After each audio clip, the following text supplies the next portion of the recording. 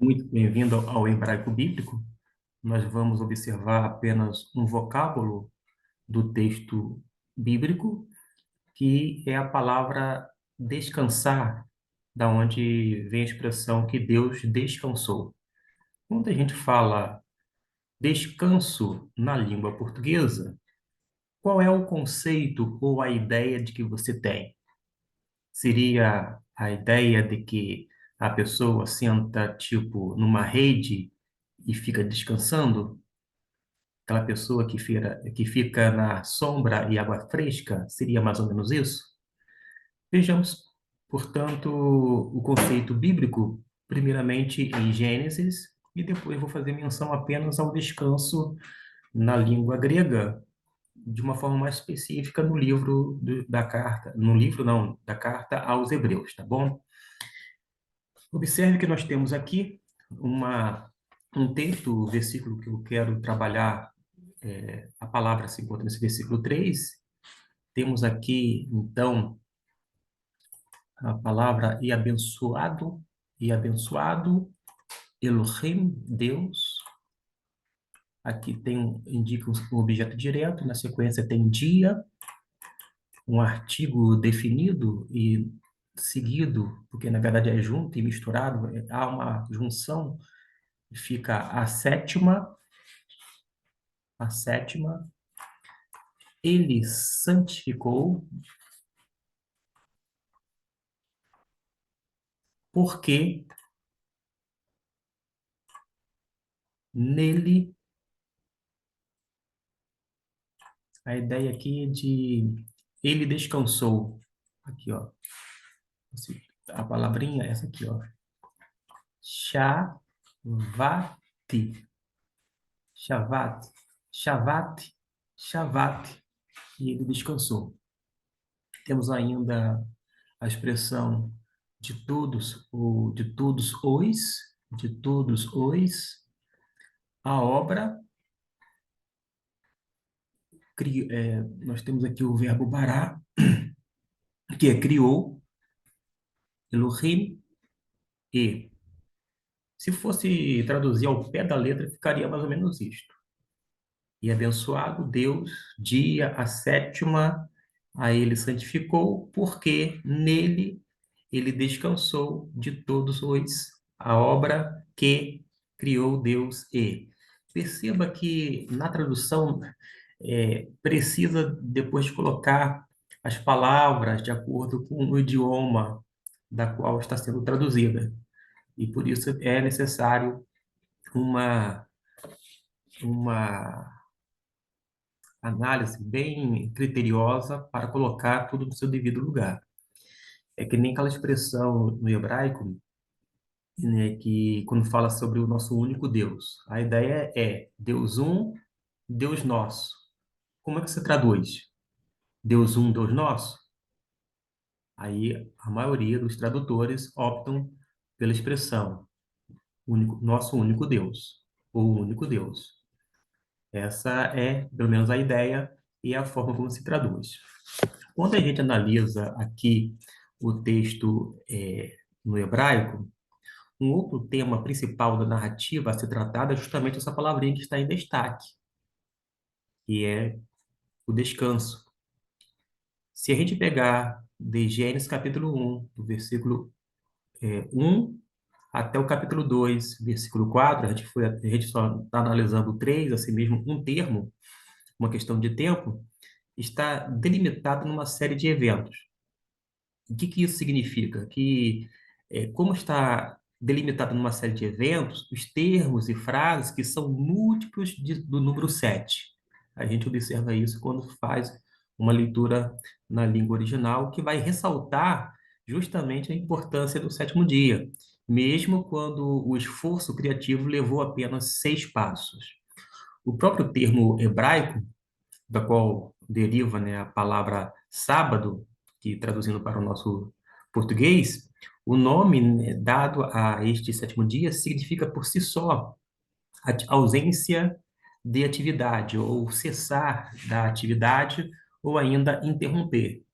Então, quando fala o sábado, é um dia de cessação, de interrupção, onde cessa toda a atividade, no qual assim, os sentidos estão vinculados estreitamente ao conceito da palavra descanso.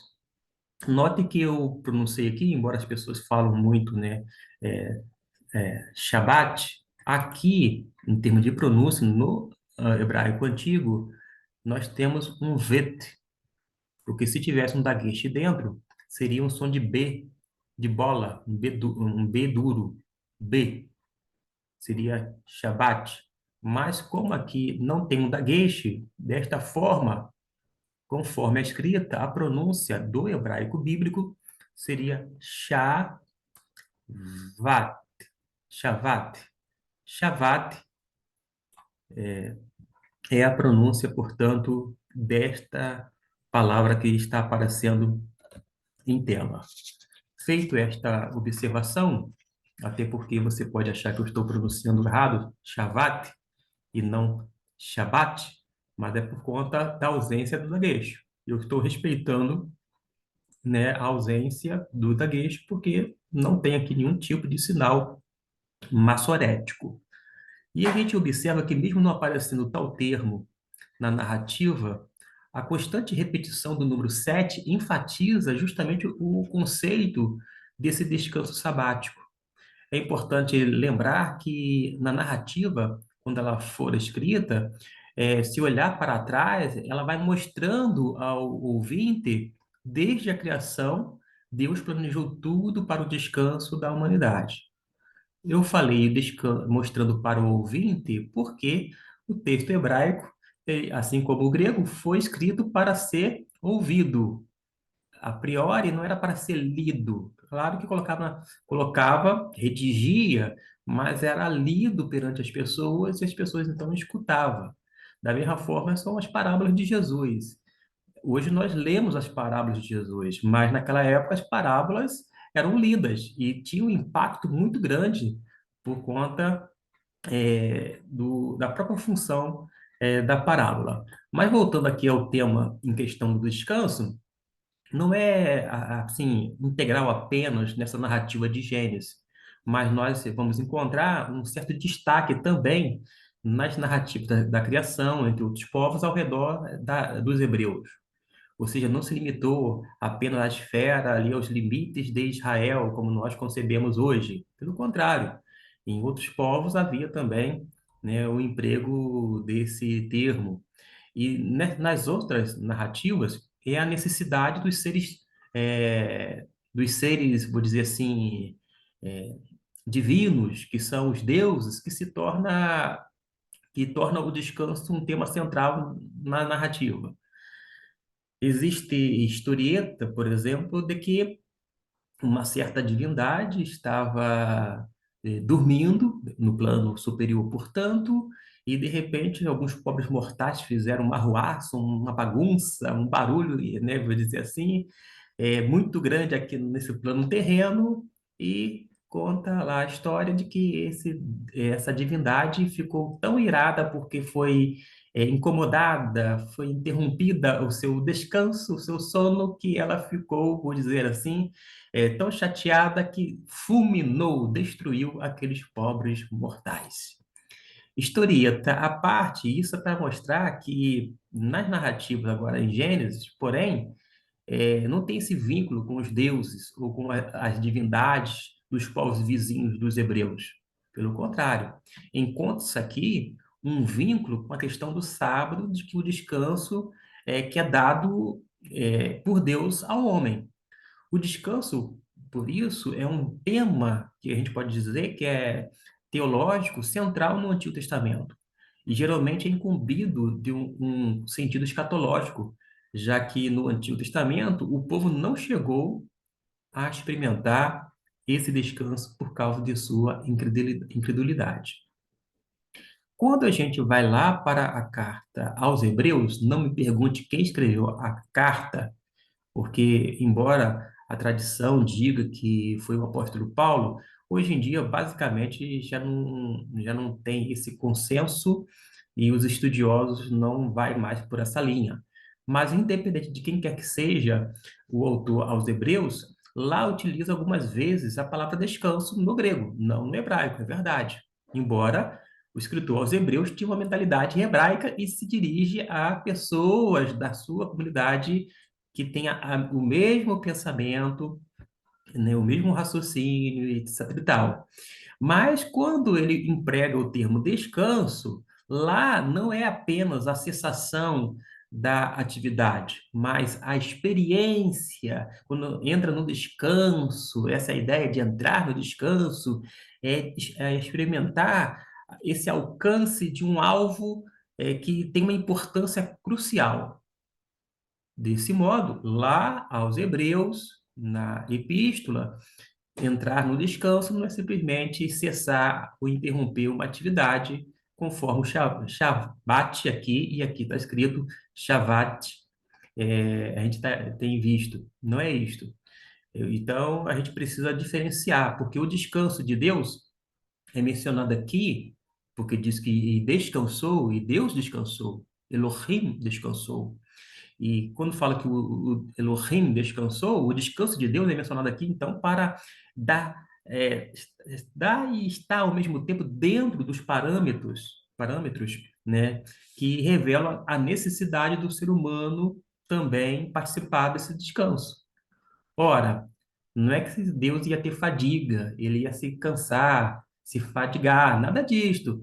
Mas ele, quando ele fala que o próprio Criador descansou, ele interrompeu, vou dizer assim, aquele momento criativo, e alguém vai dizer assim: ah, ele deixou, ele interrompeu, ele mudou de atividade, porque a sensação de atividade, e quando você pode hoje em dia descansar, como é que você descansa? Você trabalha de uma forma braçal, você descansa, você muda de atividade. E alguns vão dizer, bom, Deus deixou aquele ato criativo para passar aquele ato de sustentabilidade, ou seja, passou a ser o sustentador agora do universo. Independente desta concepção, a gente observa que este sentido assim mais específico é de uma época bem posterior ao do tempo do relato. Porém, que a gente tem observado é que o mandamento referente ao sábado é uma necessidade para os seres humanos. E não é à toa que é um mandamento. A gente precisa descansar. Ninguém é uma máquina. Aliás, até uma máquina precisa de tempo em tempo de uma manutenção. E imagine nós, seres humanos, nós precisamos cuidar da nossa saúde, do nosso corpo, da nossa mente, do nosso espírito. Precisamos realmente descansar quando não interromper as nossas atividades, fazer cessar realmente a fim de recarregar as energias para poder continuar a nossa vida, que é muito boa. A vida do ser humano é curta, passa rapidinho. Eu já estou me aproximando de uma década de vida, digo, de 5 décadas, né, de vida, e, e eu sei que passou muito, mas muito rápido mesmo. E a conclusão desse vídeo aqui é que a obra criativa de Deus, ela então vai culminar no descanso. Eis aquela colocação. Ah, Deus passou de criador para sustentador ou mantenedor do universo. E este descanso não está vou dizer assim, limitado ao reino celestial, como nos relatos da criação dos outros povos. Aqui, o descanso permeia o mundo, sendo oferecido também à humanidade e ao resto da ordem criada. Até mesmo a terra precisa descansar. A gente tem que dar tempo à natureza, tempo ao tempo, vou dizer assim, né? E a gente precisa, então, ver que isso é essencialmente, né, importante para estabelecer a ordem. E a ordem em meio do caos. De uma forma muito específica, em sentido, era de apoiar a vida.